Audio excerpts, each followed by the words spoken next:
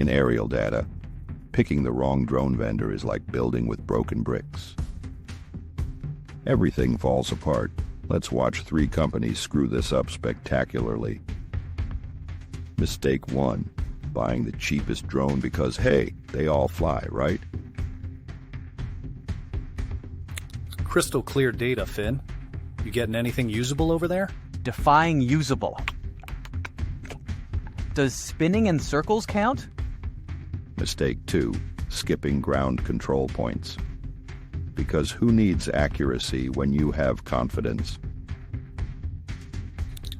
Without these markers, Meyer, we're just guessing with expensive toys. Markers? Nah, my drone's got GPS. Probably. Maybe. Mistake 3. Assuming your fancy software will magically fix garbage data. This looks like a Picasso had a seizure. Completely unusable. Quality data in, quality buildings out. Shocking concept, really. Precision, reliability, and integration aren't optional extras. They're what separates professionals from expensive disasters.